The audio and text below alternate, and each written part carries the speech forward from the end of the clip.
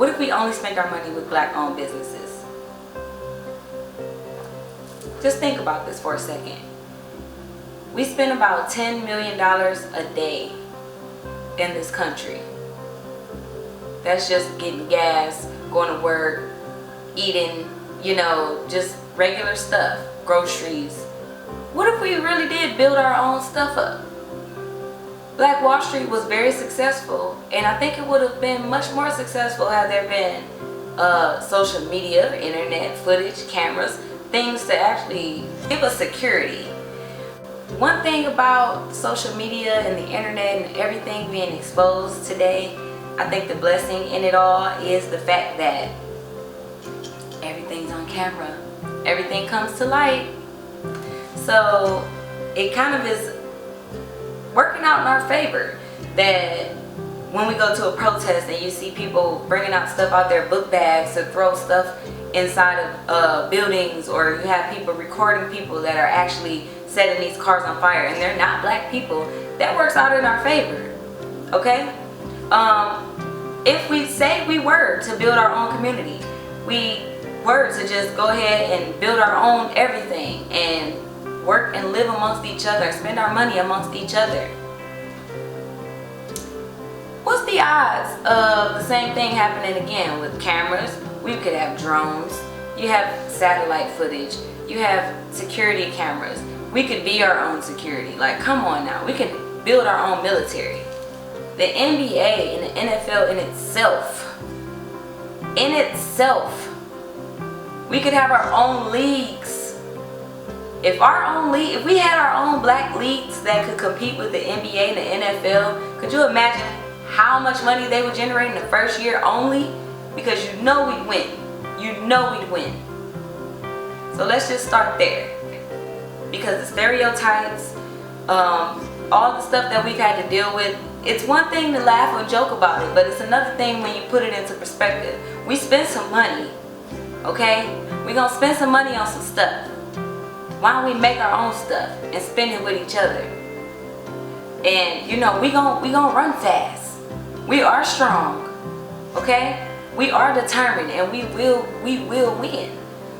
Why not win for ourselves? Why not? And I just feel like even just the whole history of Black Wall Street, the fact that it's the anniversary of it happened a couple days after the George Floyd incident.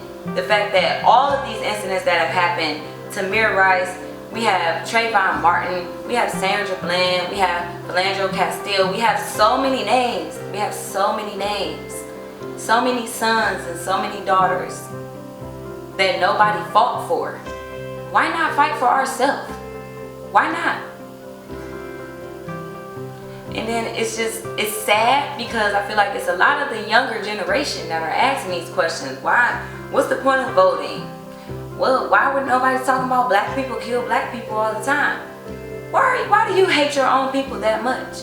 That when you see someone kill your own people, you see it with your own eyes, you still cannot fathom the thought of being mad at the oppressor.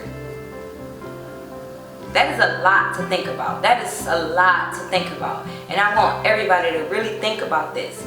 Because at this point, I'm getting tired of explaining the same thing to people over and over and over. Okay? You bully someone, you bully them. What are they going to do eventually? They're going to rebel. They're going to fight back. You never know what that fight's going to be. You never know what that fight's going to be.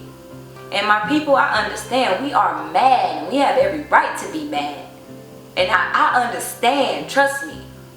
But the plan that they're planning out while we're planning to be mad and show them how mad we are, they're planning to show us how strong their military is. How many guns they have. Okay? How many of them really hate us. And that is a war that I think we already know. We can't win that war. We know how many of them already hate us. So at this point, what we can do is continue to have our voice heard, because one thing about us, we ain't gonna shut up. We're not gonna shut up. And another thing we can do is start and continue to protect our own. Protect our own with all our might. I mean, don't even let nobody talk crazy about your family. And I mean every black person is your family. Period. And another thing we can do is spend our money with us. With us. Okay? And I'm talking to all black business owners. I'm a black business owner myself. Okay? I've dealt with black business owners. I've heard the stereotypes people have to say. Oh, some people don't have good customer service. Some people, stuff is overpriced. If you're going to tell me somebody's stuff is overpriced, but you will gladly go and pay someone who is considered an expert because of the color of their skin double the price because you don't even know this person. You don't know that person. One thing about us is we gon' do right by our people. So one thing you should know going into business with another black person is that they gon' do right by you. They ain't gonna sell you nothing because they know if they sell you something that ain't right, you coming right back to their doorstep. And if they know you a black person, they know how you coming, okay? So let's get that thought in our head. Let's stop letting the media control how we see each other. We are beautiful, we are strong, we are kings and queens, we got money, we got resources now, okay? This not back in the day. We've been able to learn from their mistakes. We've seen them do silent marches. We've seen them do silent protests. We've seen them get bit down in the street by dogs, gunned down in the street, water hoses. We've seen it all. One thing we will not do is let history repeat itself on that aspect. That's one way we can outsmart them. Okay?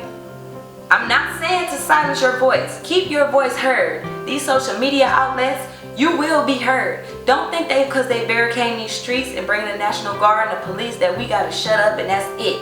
No.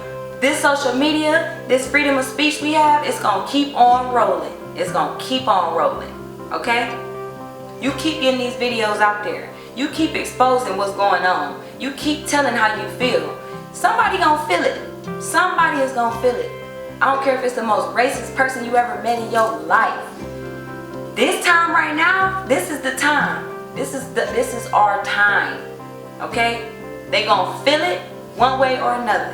Whether it's in their pockets or in their heart. This is Rock Michelle. Thanks for tuning in. Sorry I had to be so mad, but this post, I'm trying to tell y'all, I had to get this out. Like, there'll be more to come though, but I feel like I just needed to address so much. I'm tired of typing. I'm tired of doing the Twitter thumbs. I'm tired of the Facebook and the Instagram posts that I have to address and comment on, and see these comments of people who I thought were my friends that are asking questions of why are people destroying their own neighborhoods? Who are people and who are there and what are these neighborhoods? And because now we're getting into a deeper issue, because even comments like that's an underhanded ass comment, and it's a cop out. That's a cop out. Anybody who hasn't commented on what's going on right now, I don't care what race they are, I don't care what job they have, it's a cop out. It's a cop out. And we need to call them out on their shit, or this ain't gonna never change. We can't win this fight unless we know it's strength in numbers. And it's strength in numbers in our wallets, and it's strength in numbers in us. We got this. We strong. I love you.